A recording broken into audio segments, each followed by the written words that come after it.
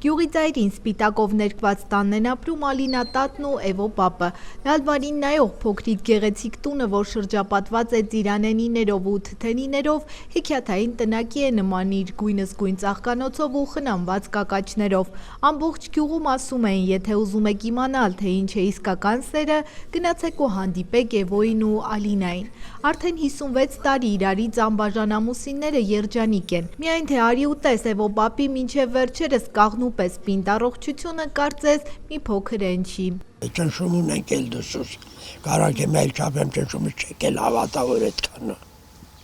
Գարնանը հատուկ ամեն ինչի սպառվելու այս օրերի հետ վատն այն է, որ պապի տնական օղու պաշարներն արդեն սպառված են։ Տակառիկների վրա փոշի է նստել, դրան հակառակ տատի փակոցները դեռ գունավորում են ձեռնահարկը։ Պատճառն այն է, որ պապի քաշած օղու պահանջարկը մեծ է, բաժին է հանում բոլորին ու շուտ էլ սպառվում է։ Ոչինչ, ասում է կայտար պապը, տակառներն էլի մրգով կլցնի ու աշնան կողմ օղու պղնձեկացան կրակին կդնի։ Ինչքան էլ թե սպիտակ խալաթավորներն արգելել են օղի օգտագործել, բայց 50 գրամը դեռ ոչ մեկին չի սպանել, ասում է պապը, ընդհակառակը իրեն օգնում է։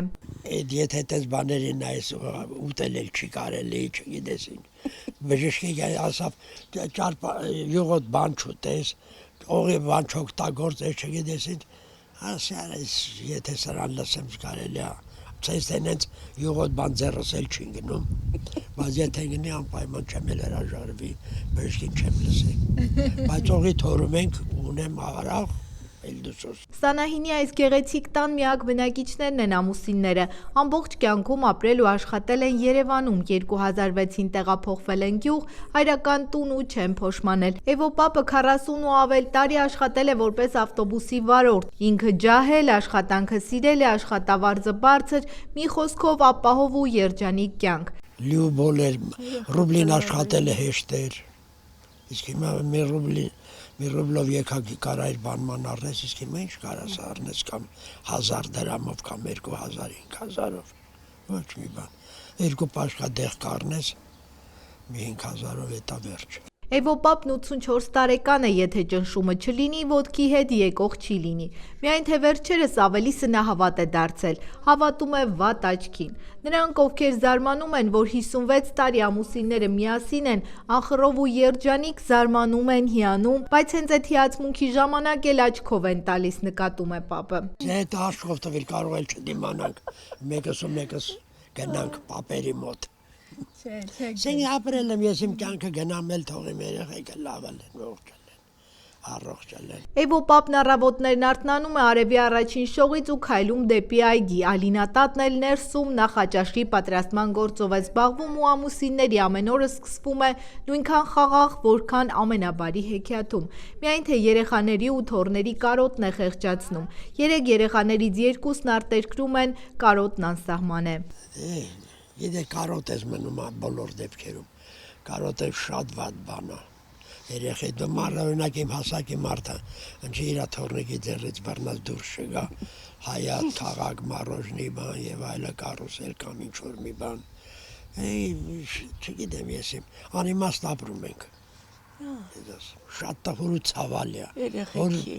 մտածում ես երեխեքիդ մասին, խոսում են զգում ես ինչ-որ մի բան են չի, բայց չեն կարում արտահայտվեն, չեն կարում դու էլ թեկուզ քո ասածը լիովին ասես խոսած բան և այլն։ Տան լռությունը երբեմն անտանելի է դառնում, իրենց մտքերն ու տխրությունը ցրելու համար միասին նստում են արևի տակ, պատմում հին պատմություններ, իսկ երբեմն էլ հին ռադիոյի ձայնը բարձրացնում ու երիտասարդ տարիների երգեր է լսում, հիշում ջահել ու սիրահարված տարիները, հարսանեկան արարողությունը, որ հենց այս բակում է կայացել։ Հունվարի 25-ին։ Հա, ինքը լավ է հիշում։ 69 թվի հունվարի 25-ին։ Իրանն առաջի անգամ էր դրա համար հիշում է։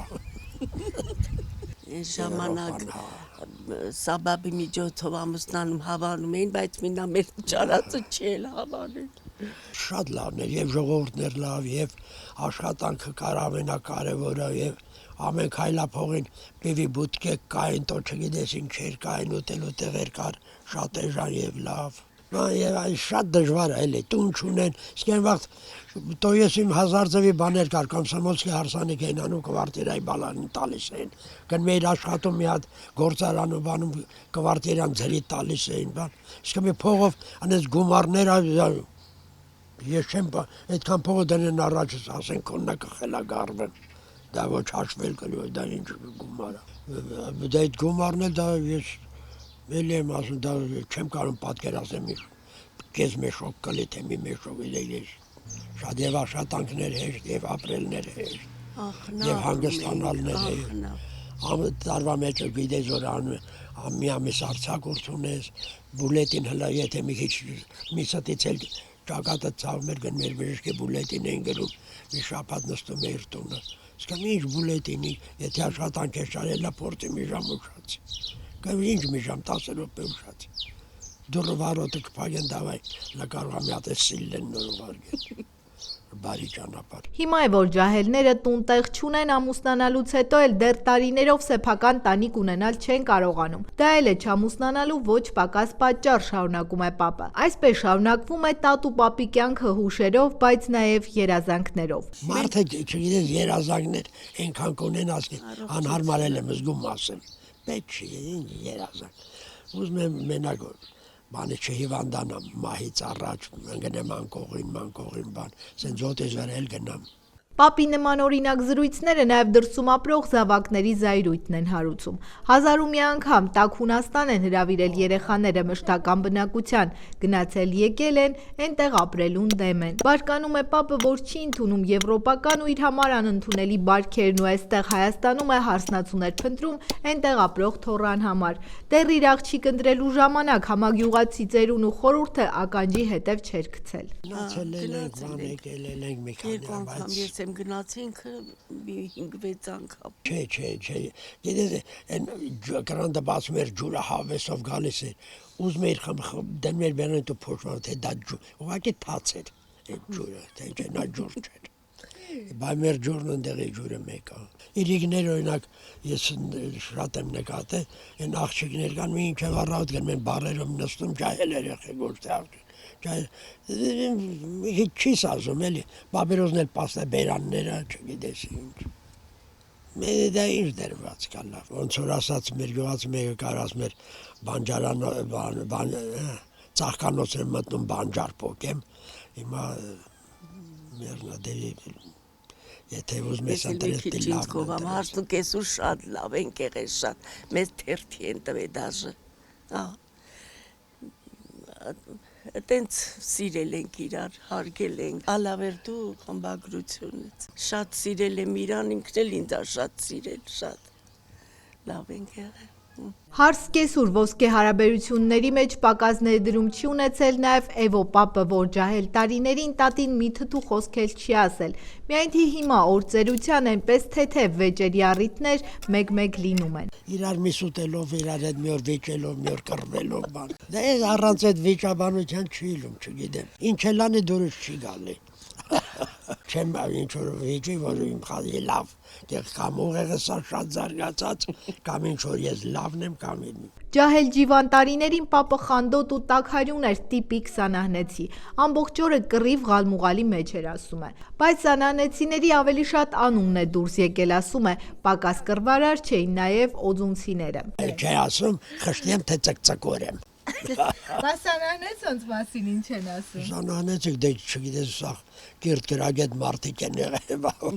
Չեչենխի են ասում, թասլիբով են չեչենները, դրա մենք էլ թասլիբով ժողովուրդ ենք ելել։ Մայրաքաղաքում հասարակական տրանսպորտի վարորդի 4 տասնամյակի աշխատանքն էլ ավելի վատ ազդեցություն է ունեցել, քայքայել պապի նյարդերը, ուղևորները մի կողմից ղեկավարությունը մյուս հանգիստ չէին տալիս, հիշում է պապը։ Շատ դժվար էր, նստում էին ուսում բանը կռիվ գալմաղալը շոֆերի հետ որ չեք աշխատում, մեզ էլ ճիշտ ասած բենզին քիչ էին տալի։ Անեց էր, որ եթե լրիվ քշեինք այդ ռեսեն նախ չէր երեկելու։ Դրա համար ես եմ մախինացիան մենք էլի չենք քշում բան, ոճով կեն սարքում էին, Տենց էր, բայց բարձր աշխատավարձ ենք ստանում, աշխատավարձը բարձր է, յոլա ենք տանում, ավտոբուսը փողով ենք սարքել տալի, սաղին փող ենք բաժանում։ Հիմա է, որ բարձր թոշակի երազանքով են ապրում, էլի բարկանում է պապն ու դիմում երկրի ղեկավարին։ Ասում որ դու կարաս յոլա գնաս, գոնե այդ իմ տված թոշակով շատ չէ, մենակ մի օր եթե իրա ընտանիքը կարենա ապրի, ուրեմն մալադեց իրանց։ Մենք կարանք մի ամիս ապրենք։ Ոնց ավելաց է, կոմունալ որ մուծում ենք եւ որ մեկից թոշակը գնում այդ կոմունալների ծախսերին, դանից չի ավելանում։ Գնում է հարևանից կաթես առնում կամ մածուն, նան ինչ ես ասելու, կամ ձու ես առնում կամ մի բան։ Ինձ ասելու ես կտրոնը տո որ թոշակս ավելանա։ Լավ է։ Գիտեք ինչ կա, սենց ասма կուշտը մեկ ոչ մի անգամ սոված է վիճակի մեջ չի մտնում եւ ճիշտ ասած բանը։ Նրանք իրանց համար մտածում են, իրանց օրենքները անում ու սենց ավ վերջ, ով կարասի չէ։ Ոչ ասողին կամ որ ասեն լսող ապ, ով լսելու, ոչ մեկ։ Եղունգ ունես գլուխդ քորի, շարունակում է Վոպապն ու եւս մի ցավոտ իրականությունից խոսում, ինչպես բոլոր գյուղերը Սանահինն էլ դատարկվել ու դատարկվում է։ Քիչ են, առաջվա գյուղը չկային, երեխեքները սկուտել լիքը խաղում էին, չգիտեսին, նստավ ուրախանում էր, որ երեխեք են խաղում։ Այս փոքրիկներ երեխեքը դպրոց գնում գալի։ Հիմա նայում ես, մեկը չի բարձանում կամ իջնում։ Ու այսպես կիսաքանդ փողոցի իրենց հեքիաթային տնագի դռները լայն բացած են պահում ամուսինները։ Հրաշքի ասել է, թե երեխաների այցի սպասումով, ինչու չէ նաև հյուրերի, լավ լուրերի ակնկալիքով։ Մերի Կոլոլյան, Դավիթ Թամազյան, Սանահինից, անկյուն գումարած 3 հեռուստաընկերության համար։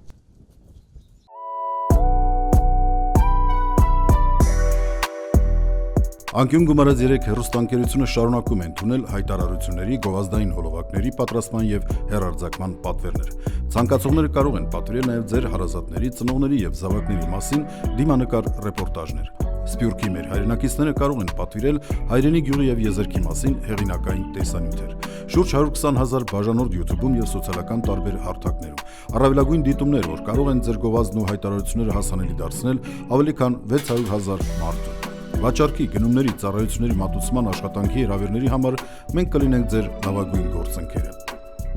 Մեր հեռուստաընկերության ծառայություններից օգտվելու համար դիմեցեք 055 18 47 87 եւ 093 56 88 38 հեռախոսահամարներով։ Անկյուն գումարած 3 հեռուստաընկերություն, ձեր լավագույն բարեկամը։